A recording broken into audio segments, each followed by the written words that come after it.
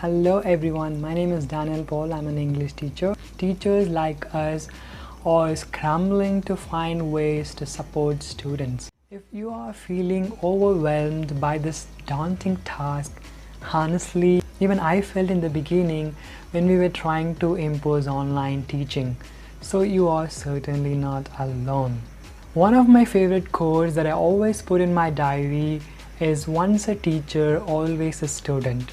To be able to do effective online teaching, I think I need to share some of the tips that I learned.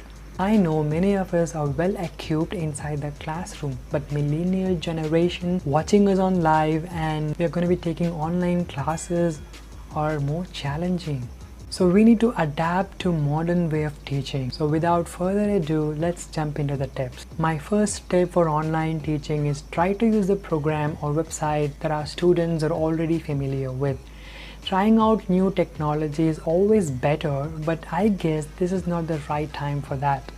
We cannot introduce a brand new web tool that we haven't been able to show them how to use it, and they may not have a support at home. So stick with the websites and programs that students are already familiar with. For example, YouTube and Google Classroom. My tip number 2, consider posting a short video each day. I'm not talking about 15 minutes lecture because our students probably not going to watch that. Rather, we can just post a short video for about 1 or 2 minutes where we can just greet the students and giving them a short synopsis of the direction for that day. Because posting a short video each day helps to make the things more personal. So figure out the ways we can support them at home and let them know we are thinking of them and we are still here for them regardless of the situation.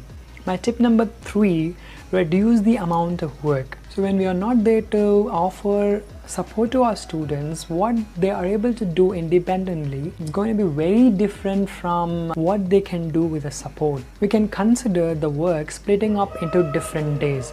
Maybe Monday, Wednesday, Friday we can just focus on reading.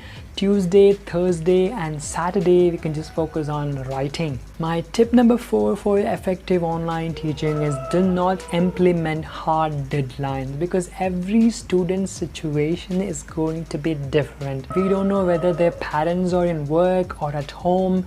Maybe they are staying in a different place. We don't know what they are doing. So we have no idea what their situations are. So it's not fair to set a hard deadline. My tip number 5 is give students choice. Personally in my class, I offer students choice as much as I can, because in this situation, letting the students to make their own choices with what they can complete is empowering. We can create a menu of choices for the students and they need to complete certain number of choices for the week. In that way, they can pick and choose what they can do independently.